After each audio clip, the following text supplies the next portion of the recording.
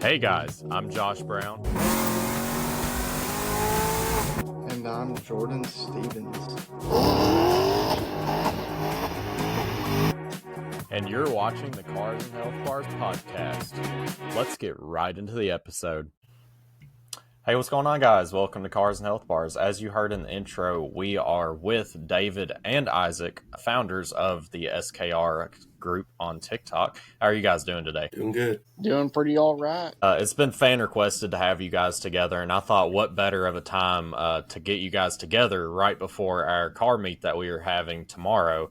And I just kind of want to get with you guys and get a feel on what you guys think the car culture is like, what you think the event's going to be like, as well as some Q&A questions from both of your individual episodes and an SKR Q&A in general. Our fans have a lot of questions for you guys. I'm excited for it. I'm ready to get through all. I'll let you go, David, on that. I want to let you speak. I mean, I'm excited for, we're hoping we're having a good turnout. So, it's going to be I have a few questions for y'all, too. Go for it. Why do you have Coyote? Is the deal on the Why Camaro are you... fell through? No. Oh, my God. I don't know. I personally, with mine, I've always wanted a Mustang. Fascinated with them. I guess die hard. And I had a 95 Mustang GT. Loved it to death, but it gave me nothing but a headache. That car was an absolute monstrosity. I had it for 2 weeks, and the motor spun a bearing on number 8. Drove it for probably another month with it knocking. Tried to blow it up. It didn't blow up, and I was like, well, I'll put a motor in it. I was very inexperienced at the time. I found out I could not put a motor in by myself because I was stupid. So, had another guy that I was friends with, and a little more experienced than I was at the time, help me put a motor in it. 2 years later, I'm in college. It's finally running. Drove to college for a little bit and then had issues. I ended up selling it. Still hate myself for selling it. But during that time, I was able to scoop up my 2012 GT. That car is night and day difference. Love the hell out of it. Just with the rare options it has. But it's nothing crazy. And then I got my Coyote truck just because I needed a truck at the time. And, I got the Coyote in it. I want something. I mean, I guess, who likes a cat eye anyways, It's cat eyes over. Wow. Die on. Fine, square body. Square body. I do square body. Yeah, me too. I got one. Just like the Camaro, it ain't. Oh, God. I want to get a little bit about the car meet ironed out first before we move on to anything too crazy. A few fans are wanting to know what kind of turnout we're expecting. Some have seen as far as the Facebook side, it says there's only 30 people going according to the Facebook ad, but there's like 100 plus saying they're interested. You have both sides of that because, those people interested could go 50-50, but, you got 30 going. So what kind of turnout are we kind of expecting or what kind of turnout do you guys expect us to see? I mean, I'm hoping to fill the street up. We're going to run out of room in the parking lot and have to park it down the road. Yeah, I'm hoping for the same thing. I guess I'm preparing for the best of it. As Dave said, filling up the streets. I want overflow. Just trying to figure out. I'd rather have that issue of trying to figure out where to get everybody parked than when not having anybody show up. But at the same time with it too. Small turnout, big turnout. I'm happy regardless with either or, just because we're all with all of us just working all the time. It's rare to get a time for us just to come together, relax, talk car, and it's a good time for everybody. We get to throw acts, drink a little bit. Probably won't because riding the bike on the car, but you know what I mean. It's a good time for everybody. It's a good time to get together, hang out, and it's bring it all together. Yes, sir. Yeah, I definitely agree with that. I will say myself, I'm probably a little bit concerned about the parking situation. There's one in particular group that is supposed to be attending the event, and they say they've used a lot before, and unfortunately, their group alone filled a lot, and most of their people are going to be at our event. That's a whole nother thing that I want to dive down into is just like the different car groups, which we have you guys, we have the whatever weird Snapchat group we're in, and then you've got these guys. It's just I feel like this is a good opportunity to bring the car groups in Bowling Green, Smiths Grove, local Glasgow, into a melting pot of like-minded people where, it's not, I don't know. I just feel like this is going to be a good thing for the car community. I agree with that. I think I'd like to see it bring people together. I think there may be a little bit of head clashing. Just it depends on people. Yeah, that's fair. I know for the most part, everybody shares. It's all good spirit. Or everybody, we all talk shit to each other and all that, but it's all in good fun, good spirits. And I think that's going to be the big part. I mean, everyone knows that Jixer's at the bottom. I mean, we're going to hear that. I'll happily argue that. It's all right. That's a different episode, I guess. You're cutting out, filler. I apologize. It's all good. I guess a little bit on a lighthearted side. Somebody wants to know: are there any featured builds that the fans should look out for that will be cool to see at the event? Yeah, the guy talking right now. Yeah, I was gonna say Josh Brown. I definitely think your car will be a very featured build to go check out. Just considering it's fresh. It's fresh. It's been kept in secret, also.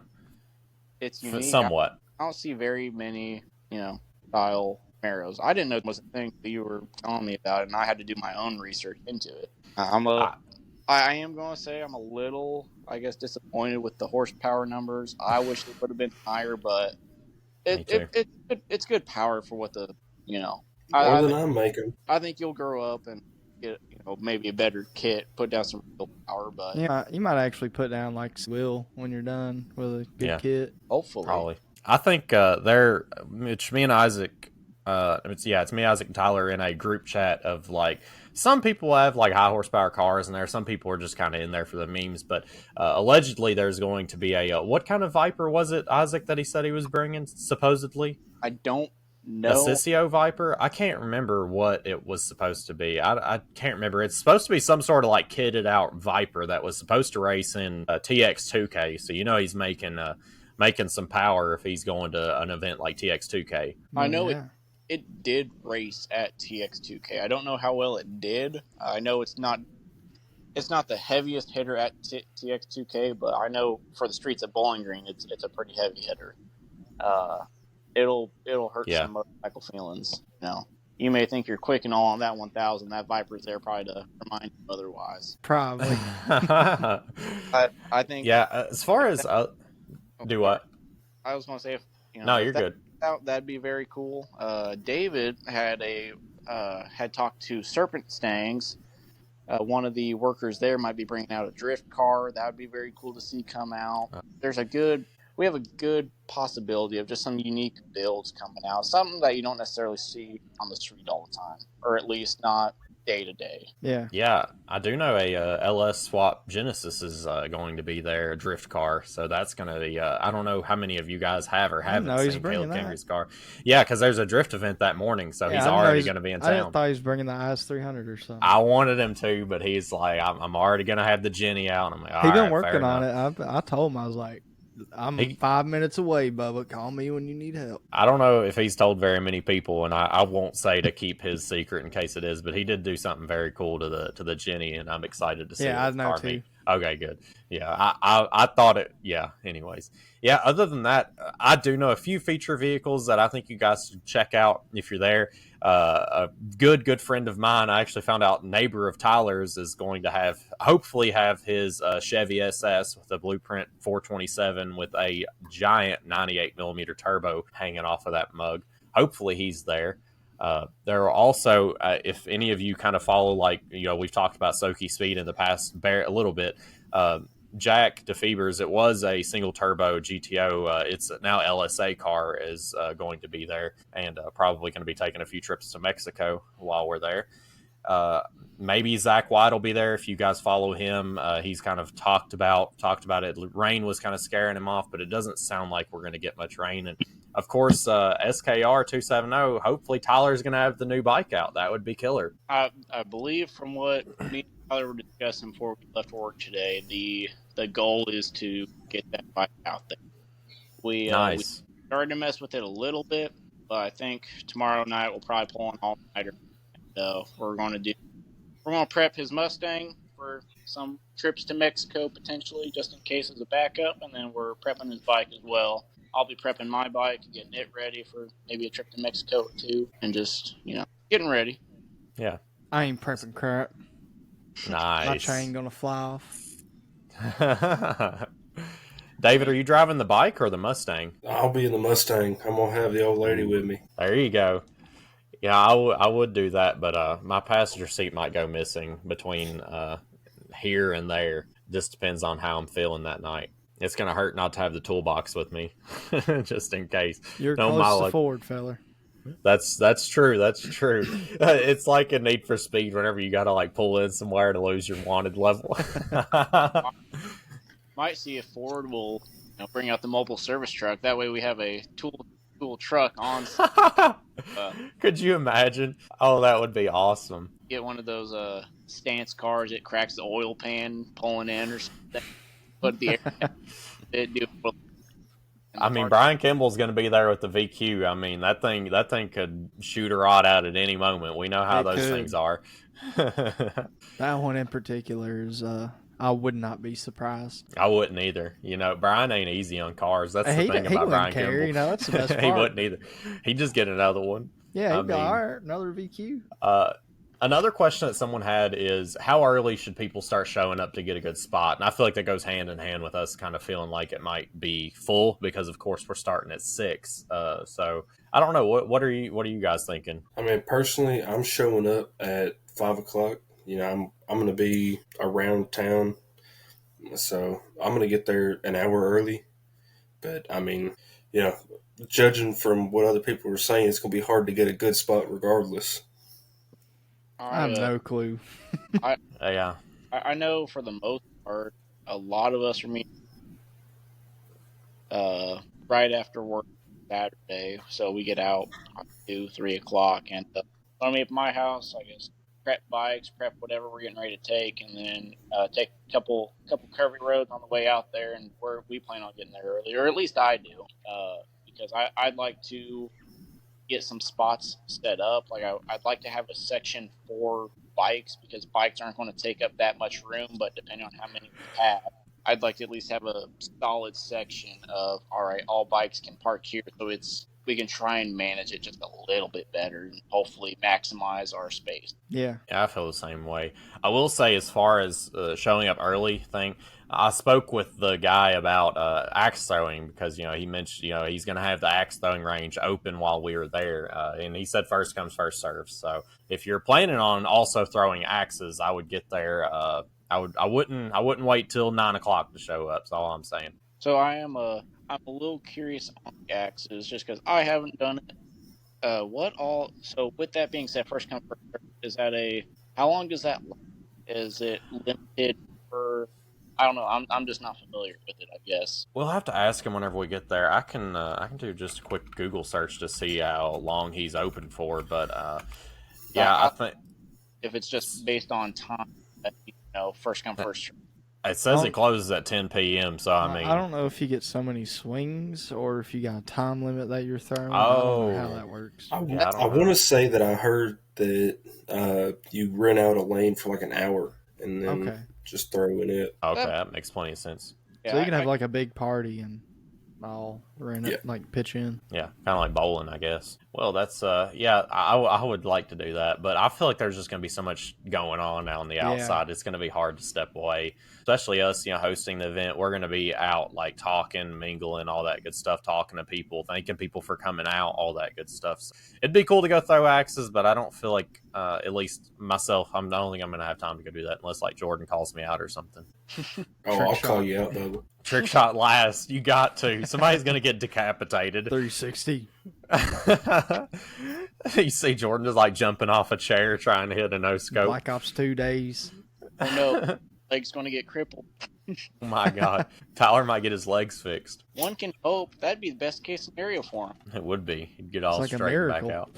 I'm going to pick on. So we picked up this bike last night, and we're coming back with it from Owensboro. And before we get to leave, we stop at the gas station. We're looking it over, everything else, just talking about it. And he was like, "Yeah, I got a CBR so I can flat foot it."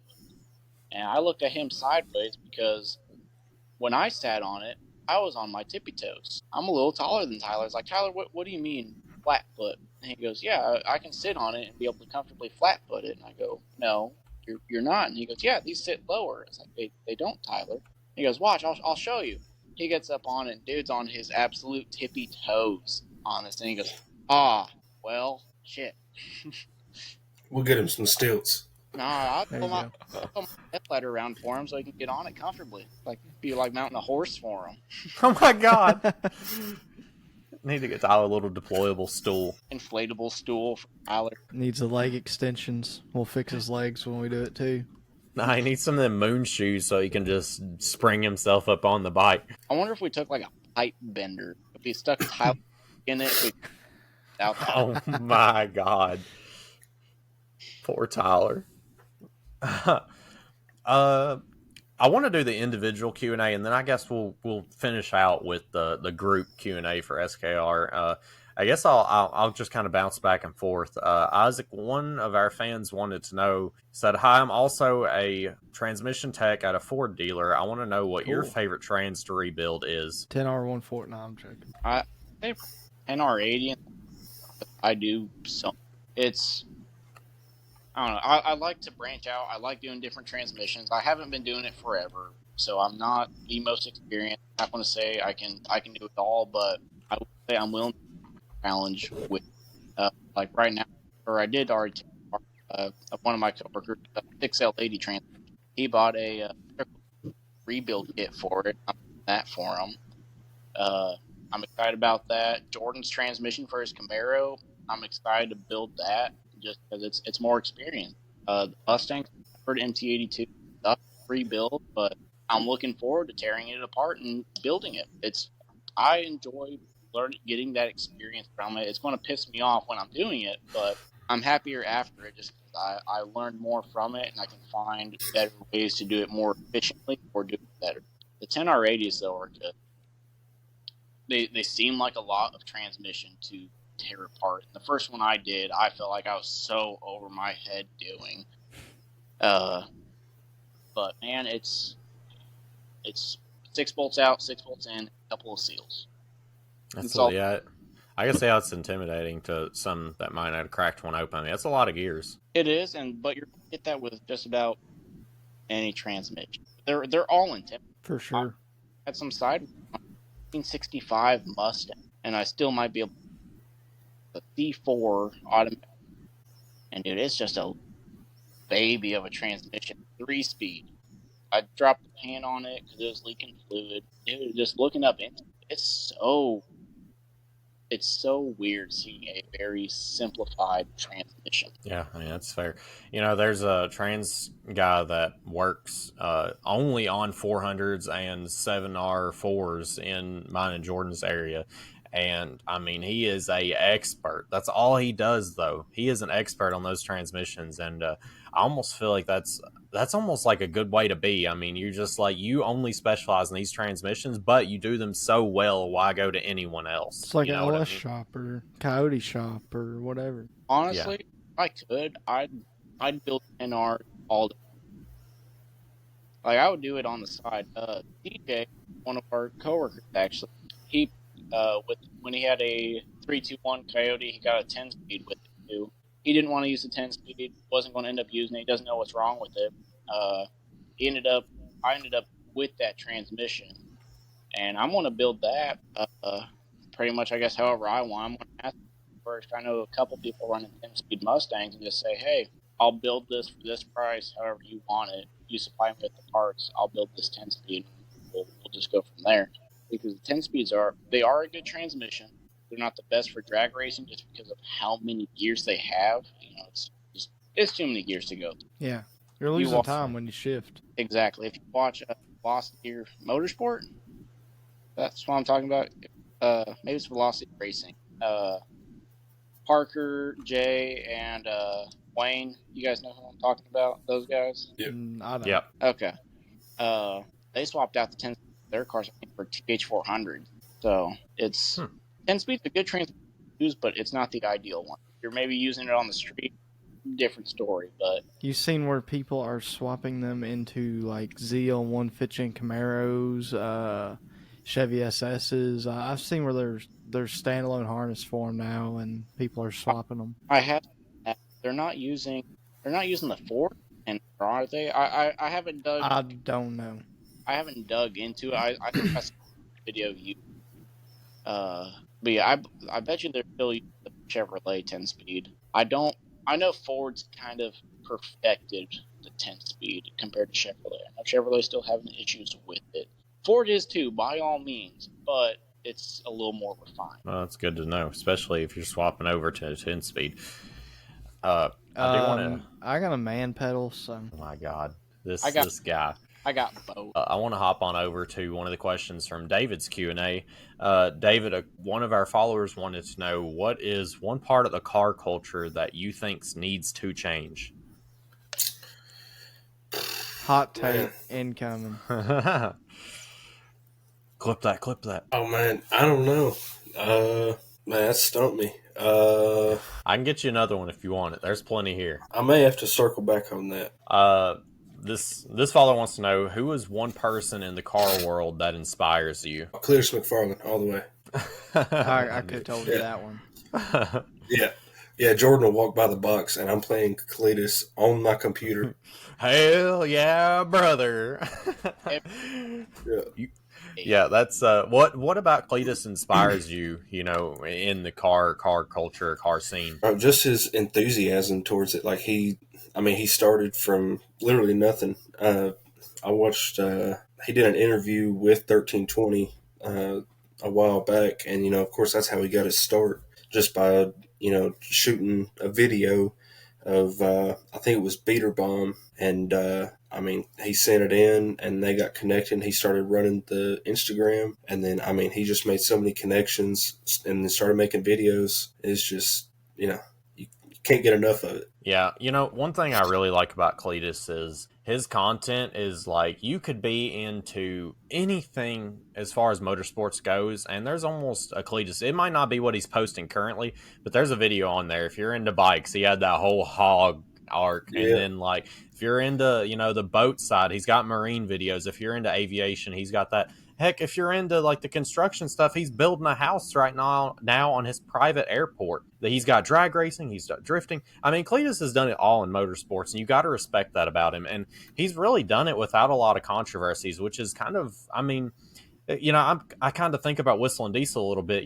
I'm not going to make fun of him for destroying cars. All power to him. If he takes my dream car and shoves it into the dirt, that's his money, not mine. But, Cletus didn't really need that rage bait to get him popular. You know what I mean? That's what I like about Cletus. He was being honest about who he is, and, how he wanted to do things. And honestly, like, my favorite series is his science videos. Like, just about everything. Like, he used JB Weld for a head gasket. Yeah. Man, I think one series that he had that really caught me off guard, as like, I've been watching Cletus since the whistles and the exhaust tip probably 7-8 years ago in the C7. That was the first video I ever watched of Cletus. So, I kind of expect certain things from Garrett.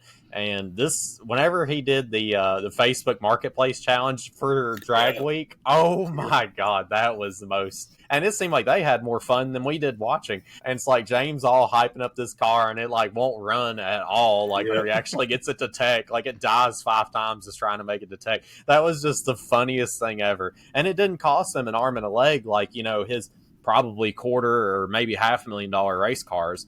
And he's just sitting out here with some Facebook Marketplace signs. I feel like that's something I want us to get to, in the group. That would just be a phenomenal thing to do. Like, that just sounds like an amazing. Y'all don't there's want actually a couple guys I've started watching. Strip right now. Y'all don't want it. I want to run the fastest 18 seconds you've ever seen. My God, 18 seconds.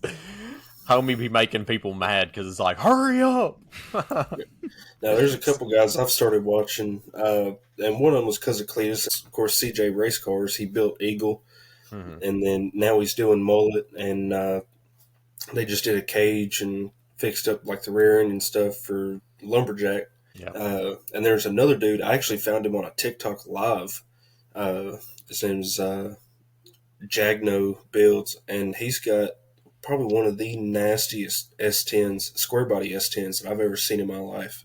All right, all right. I love a square body platform.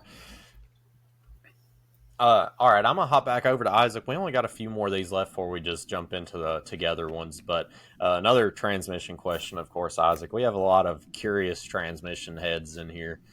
Uh, so this person wants to know: I'm just a lube tech, but I want to work my way into being a full time tech, and I don't know if I want to go into transmission work or not. The question he has is, what is one thing people misunderstand about transmission work? Uh, man, I don't know how to respond with that. We can just kind of word it as like, what's something that's kind of like overlooked. It just kind of sounds like he's maybe a little bit intimidated by the transmission side of things. Maybe I'm misunderstanding you, but that's kind of how I'm reading your question.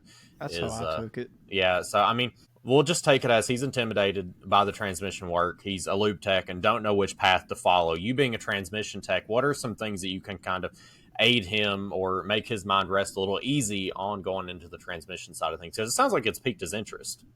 I don't know if I can ease. It's from everybody learns differently. Maybe you can pick it up and you're going to take it because the first time I tried work, I was in high school. I didn't apply myself like I should have. Like looking back now, if I would have applied myself, then I think I'd be a phenomenal transmission tech. Like I get more credit than what I should from other people. There's other people that I've worked with that have said any transmission work they send it to me because they know I will find one way or another to fix it. I like to think that I can, but with transmissions, it's just you're going to fail. The best way to learn is to fail. Just from my experience. Yeah. I've made mistakes doing that. Just you learn from it. And I think that's anything. Yeah. But with transmission, got to make sure you're running the right board. For the most part, the two, and as long as you can learn that, you'll be fine. Like all 6-speed transmissions use LV. None of them use the new, latest, and greatest lightweight fluid LV. All the 10-speed LV, all the 8-speed LV. It makes it a lot more less complicated, I guess, when doing it. But if you're taking a step from being a lube tech and just oil changes, tire rotations, maybe brakes, and maybe like a very minor recalls, yeah. Very minor work to major line tech work. The transmission it'll make where it'll break.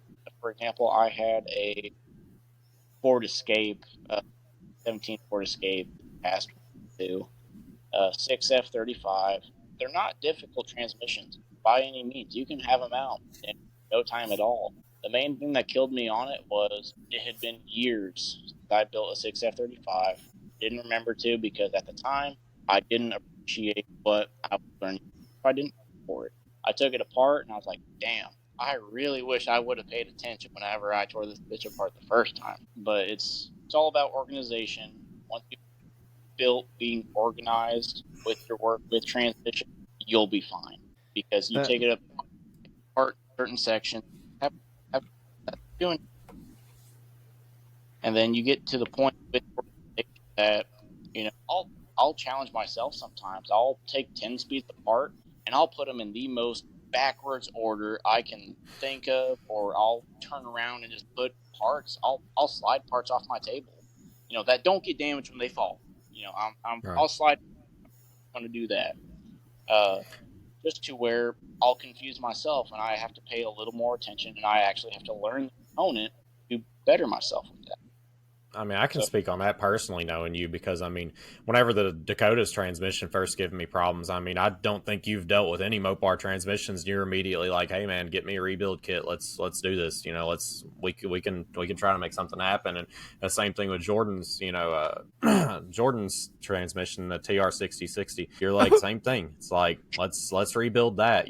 Like it's just big kudos to you for just not shying down from seeking out challenges. Even like you're going out of your way to try to rebuild transmissions that you haven't even cracked open before, to my knowledge at least. I wish I could say I've cracked open transmissions before. I haven't. I wish I could say I've cracked open Mopars or Mopar transmission. Actually, I have. I did one Mopar transmission out of a 1969 Coronet Super Beat.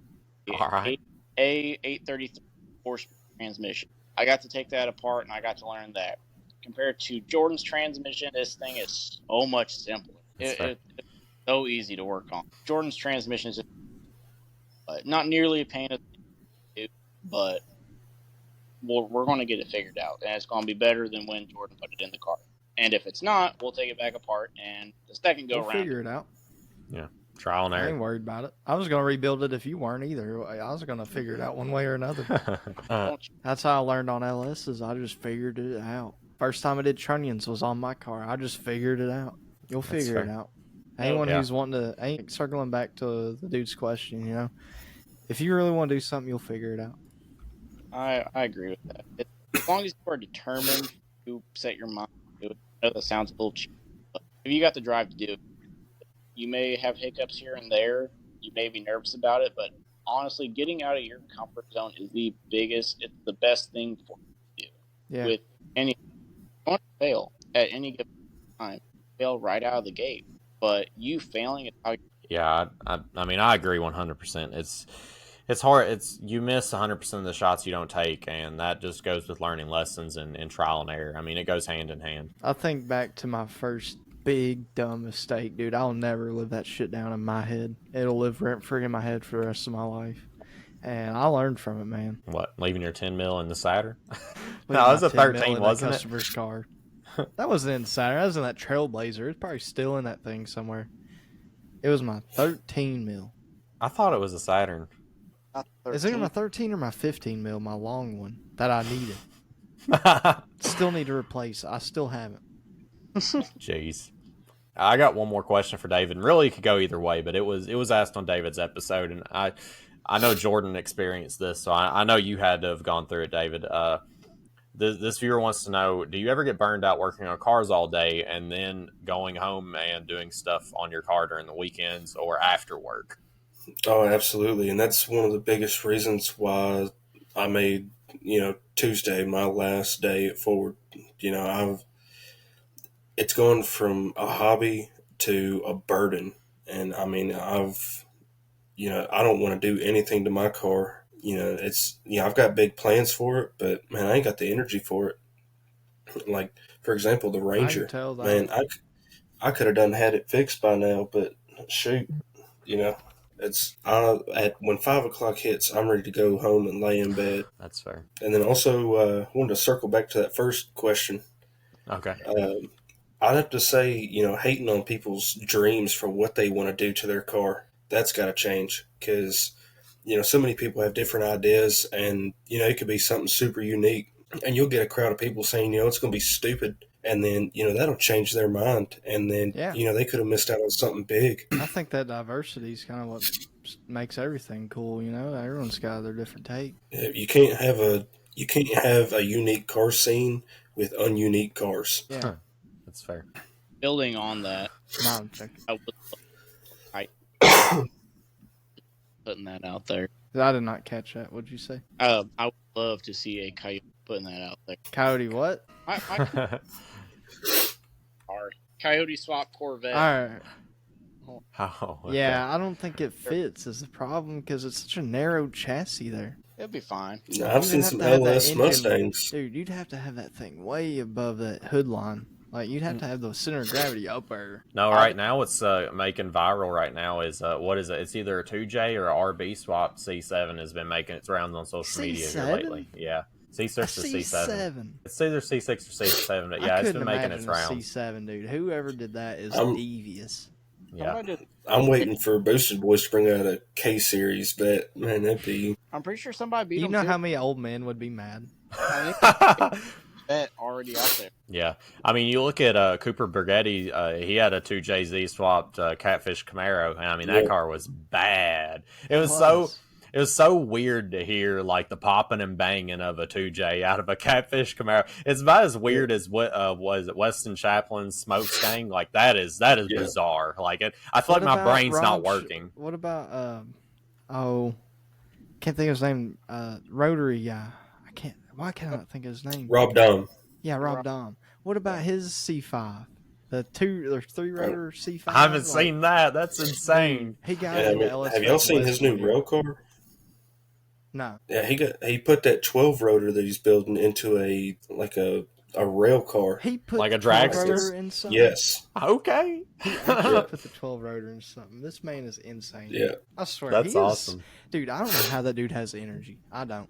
Like, he works. You know what I'm saying? Like, A lot of Red Bull. Dude, it ain't just like a hobby. It is work for that man. That's insane. A drag car, a dragster out of anything. I saw a video of the 12 rotor running on that stand. I was like, that is insane that someone has actually made that happen. Yeah, it's rowdy. I bet it is. I mean, a 3 rotor is making big numbers. I could only imagine. I'm curious what that'd be like if Apex seals fail or something. Like, how big of a pain? Yeah, how bad is it to rebuild when you got? Let's see, it's probably like 4 sets of 3 rotors, or how do they got that configuration? Because it could be a 4 rotor, it could be 3 sets of 4 rotors. I think that actually, yeah, I think it's 3 sets of 4 rotors, which is insane because a 4 rotor NA is making big power. So that's pretty good for a Dorito engine. Yeah, you got 12 big Doritos spinning, 12 big Braps at the same time.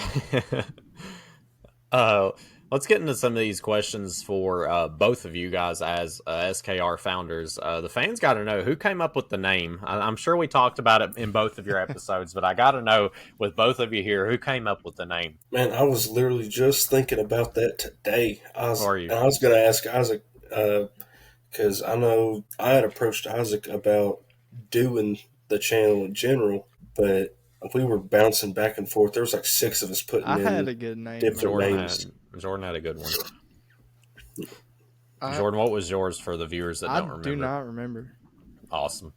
Dude, I just remember I was like, I cooked with this one, dude. I know there was something like we're trying to incorporate board. Then we kept bouncing around, as David said. It was David, it was me. I think for, I guess, just for everything, we'll just say we both came up with it because I know when we thought of the name, whoever did, we went around to everybody that was a part of SKR. It was like, hey, we want it to be in unison, whatever we decide to call this. Are you cool with this name? And for both of us, got a resounding yes. I think 1 or 2 people was kind of on it, but they said they were fine with it, so we just ran with it. And I don't know. I like the name of it. It kind of does. I do too. Roll off the tongue, but it's a good name for what we are. Southern Kentucky Racing. I'd like to take the name further and do a little more racing. Hopefully, a couple trips to Mexico Saturday, maybe a little more. Well, I mean, we're just now getting into car season, so I mean, I wouldn't fault you guys that much for that. I mean, it's been cold. I mean, anybody making any decent amount of power is not going to put a tire down right now, not in this cold of weather. We're just now seeing the 80s. I agree, but I'd also like to get to the point. I know we kind of spitball the idea around a lot, and I know because I've not been in Kentucky for as long as, all you guys have. I spent time down here as a kid, but I've only moved down here in a year. Jordan and all them have had the idea of it. I started to spitball it to them as well. Just eventually growing, potentially be our own shop and doing our own work. We all each. I think there's potential. I agree with that, and I think us building clientele as far as side jobs, there's a lot of potential. We all specialize in our own field. That maybe that's just a pipe dream of mine for SKR to be something like Velocity Racing. Or Velocity Motorsport. Like I'd like to be able to get to that point of just it's our job. Our job is to have fun building race cars and going racing, whether that be preferably on the drag strip or in Mexico. I'm fine with either or. I'm hitting NCM or NCM.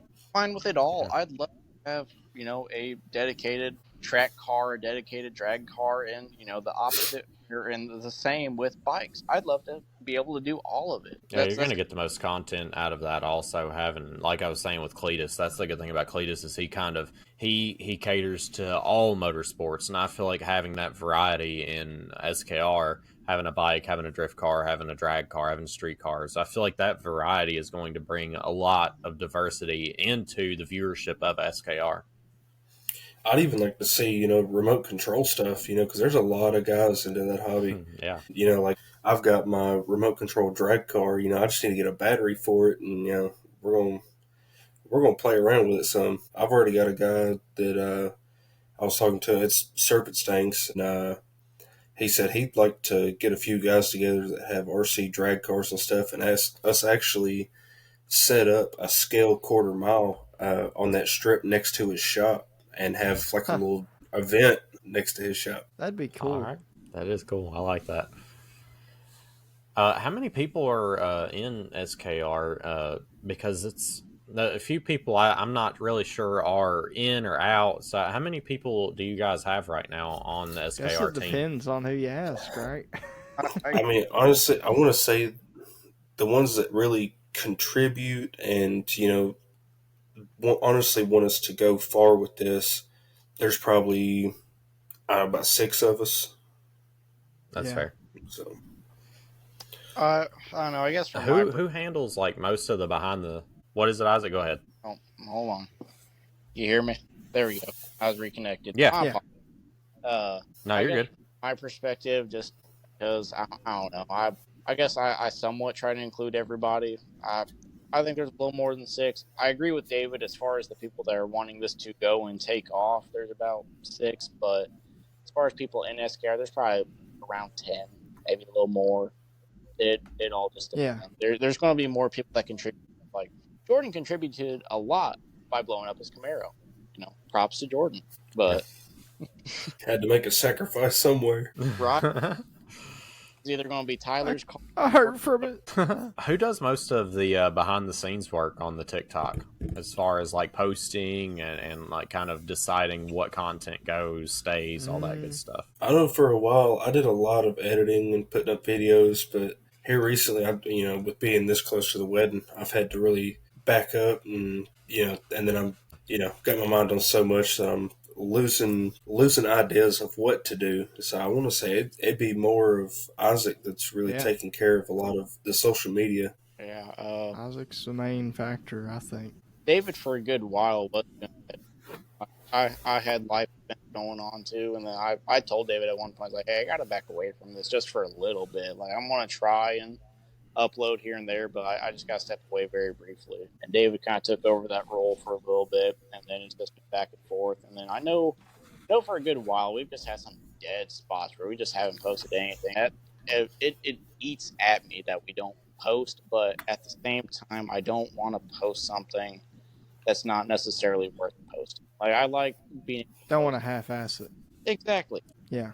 There's some things that I've had ideas brewing on, and they just haven't occurred because it's all with staying with, I guess, the latest trend as well, and also trying to create our own trend. Yeah. So it's a good mix of both. There's a lot that goes into it. It's what does motivate you to keep building the brand? just the thought, like that one day, That pipe dream. that hopefully one day in the future it'll explode. It'll go. We'll do something that is remembered. Like I can't speak for everybody. I know for myself, I like to be remembered for something good. Like I want to be something, whether or not I was a great transmission tech. I've built a name and a reputation for myself of building transmissions, or just being a person that was good for racing, good for hanging out with, just a person, just something to remember. I'd like SKR to just continue. Absolutely. I mean, you guys already have a little bit, quite a decent little following on TikTok. I mean, I would say one of the biggest wins is, of course, Jordan's TikTok of the Camaro blowing up. And I just feel like there's a lot to build on with your TikTok page, because you guys, I feel like any page that kind of survived the weird TikTok dying phase where it was removed and then you couldn't download it back for a little while. I feel like any page that kind of still sustains some sort of activity as far as your followers and you go as a content creator, I feel like that's a win in and of itself. And I feel like the pages that are still surviving through that are the pages that are going to continue to build. I agree. Now, I know a think, few people in general that have like lost touch. You know, like you said, you just kind of lose that momentum of posting, and I mean, it's a channel killer. It's a page killer. It kills it because if you take out the creator's momentum, what do you have? You know, your followers aren't going to force feed you momentum that you're not feeding them back. You know, it's a very it's a relationship that benefits both parties. You're entertaining them, and you are putting it out there for them to consume. I mean, it's a relationship. A lot of content creators lose motivation, and then that's what happens is it just goes stale, it goes flat, and you go nowhere. What were you going to say, Jordan? Pretty much that, just like keep that drive up, because people aren't going to be here to necessarily motivate you. It's up to you, and I think that's life in general, right? You want to be good at something, it starts within you. One A knife's not going to sharpen itself. That's a good analogy. I like that. Yeah, I could tell you how many fans are in our DMs telling us, "Hey, where's the content at?" Because they're not going to do that. Maybe if you're ginormous, like Garrett or Cooper, like if you stop posting, it might be like, "Hey, is everything okay?" These guys that are kind of between there and rock bottom, like fans aren't going to be like, "Hey, what happened?" They're just going to forget about you, and that's just the harsh, cold reality of being a small content creator. Is you can get forgotten quite fast, and it's really unfortunate, but that will happen. And there is such thing as momentum. There's such thing as algorithm. It's all things that we have to take into account for whenever we are developing a page. A little soapbox there for you. I will say one thing I want to see a lot more of is bike content. I really want to get into that. Absolutely. I would love to see small engine stuff. Okay. Yeah. Because that's what a lot of people get started on is small engines. It'd be cool for us to do like some Harbor Freight Predator build. No, it wouldn't. Cool, yeah. No, it wouldn't. Brother, I have access to machinery. Don't think I won't take that head off and make that compression ratio. About to say, man, I got a mower I can fully swap right now. I'll deck a head in no time. I'll buy a piece of billet for you to just go make me some rod and piston out of. Rod and piston for a Predator. That's insane. I think it is. I'm seriously like, I will take rod and piston in that sucker. I just think that's funny. Like that's just, it would be so easy to deck a head too. It'll turn double the RPM. Oh my god! I ain't joking. I'm for real. Put a small pulley on it.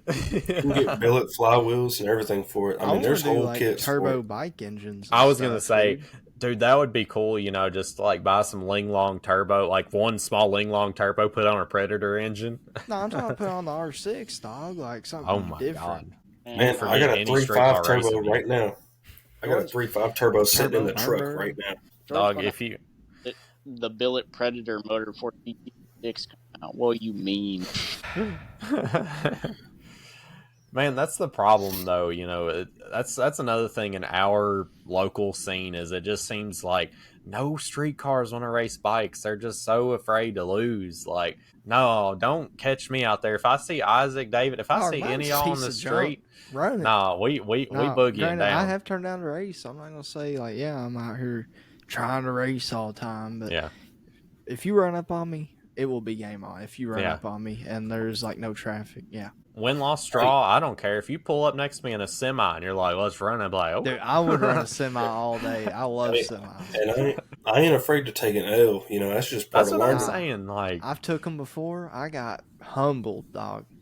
People take losses too to heart. I mean, it's not like, it's just cool. You got beat. The car was faster, or you didn't have your driver mod on that day. I remember when I first bought my car, bro. This Evo gapped the piss out of me. I will say, I know everybody here can kind of testify. I have been saying since I got the bike put back together, I don't care win or lose. I'm in it for the fade of it. I just want to. You have been. I've been. Yeah, that's fair. Dying to go. I get my rush from adrenaline. I don't do drugs.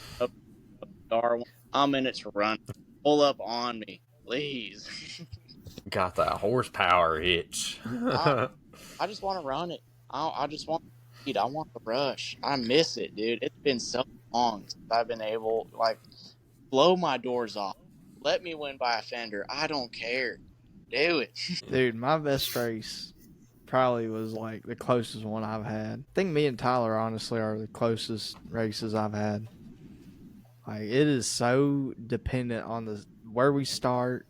You know, like there's factors. It depends. I think me and you only ran like one time, and you I ended want to up. run you so bad, but I never got to after the trans. No, but you did before the trans. Like we ran our cars really early on into me having mine. Well, you having yours, and I don't even remember, dog. I do. We were headed to Bowling Green, and yeah, you put. I think you put like maybe a car on me. I don't remember, but yeah, you definitely beat me. I mean, it wasn't by much. I mean, it was just you inching. I bet it would be with lockup. You'd not have me. Probably. I mean, on a stock 680 with no stall or anything, I mean, yeah, you had me. I mean, you've got flat top pistons. Yeah. You've got a few things. You got less weight also. Was I E85 then? Probably. You were E85 long, like, man, I really early on into you owning your car. Dude, I did a lot. Yeah. Yeah, we're just about out of time. I do want to say just one last time, if you're around Bowling Green tomorrow, the meet is at 6 o'clock p.m. Get there whenever. We're probably going to go till dark 30, whenever, just when everybody starts rolling out. Please be respectful of the lot. You know, this is coming from all of us. Please, we want to continue to do car events. If we're acting fools, if you know we're disrupting the peace, we're not going to be allowed to do these things in the future. You know, you being at our event is a extension of us. We're inviting you to our event that isn't at our property. So please respect the property. You know, this is a great, fortunate thing for us to be able to put this on. And I think I speak for all of us whenever I say I want to continue to do these things throughout the year. And this is to test the waters for sure. Make sure that everybody's going to be chill. Everybody's going to have a good time. Like Isaac said in the beginning, it's all about like-minded, horsepower craving, you know, build having, buying having, whatever. We're car people, and we're meeting under one property to kind of just enjoy good vibes, chill vibes. Did he say that burnouts were allowed outside of his lot? I'm pretty sure he's okay with that, right? We're going to have to talk to him about it when we get there, because he does have a burnout pit, but I'm not sure if he'll have it fired up or not, because I've seen burnouts done at his property before. I'm personally, I'm saving my tires for another special occasion, so I will not be participating in the burnout pit, but because I don't have very much tire left, and I'm going to dedicate it to something special. So, and we will be using that for SKR. I'm telling you right now. I have options for you. Uh-oh. You're more than welcome to take. Oh yeah, that is right. No. I don't have enough tread left. These are going out in a blaze of glory. I got a brand new set. No. They're gonna dry rot if something don't happen soon, because they've had one small. Oh yeah, you don't have a car to do a burnout with. I'm the only Camaro boy. Yeah. Oh yeah. Well, time to put that Predator in the Camaro. With that Briggs and Stratton in it. Dog, the messed up thing is missing her. I have a 660cc. Is it a 660? Jordan knows. I got a Predator engine sitting in my shop right now that hasn't time even. to R6 swap the Marrow. Yeah. I mean, I've got that Predator engine at home. I mean, it's all yours, buddy. But yeah, guys. To swap it. Yeah, K series. Yeah, guys, like I said, if you're in Bowling Green tomorrow, definitely hit up the event. Come in, say hi, you know, all that good stuff. And I want to thank Isaac and David, of course, of SKR for coming and joining us on this podcast episode. And a big thanks for putting on this car event with us alongside the Cars and Health Bars podcast. It's an honor to share this with you guys. You guys are, of course, we're hand in hand. Jordan is in your guys' group. So I can't thank you guys enough for being a part of the Cars and Health Bars world and us collaborating in this. Yes, sir. I couldn't be happier to collaborate with somebody else. Yeah, it's always a pleasure to be on the podcast. I love doing this stuff with you guys. It makes my day so much better, and I love being the questions. Wait till we get a studio in my shop. No, we're going to have some studio episodes this year for sure. All right, guys. Well, with that being said, I'm going to throw it to an outro, and we will see you at the car meet. Hey, guys. Thank you so much for watching the video, making it all the way through to the end. This is the outro of the podcast. I want to really express my gratitude to SKR for coming onto the podcast repeatedly and helping us host this event, bringing in a ton of people. We're super excited to host this event, hopefully one of many, especially with SKR. I also want to say, look forward to hopefully a bracket of this car meet. we will see how that goes. It just kind of depends on how much mingling I do. And also, the following week, if we're not doing that bracket, we do have on a car group that will be in this car meet that we're going to jump in and talk to them, get their take on the local car scene, and see what they're all about. But again, guys, go follow SKR270 on social media, especially TikTok. Go blow them up. Show them the Cars and Health Bar support that we have with the podcast. And yeah, with that being said, like I said in the end of the podcast, I'll catch you guys at the car meet.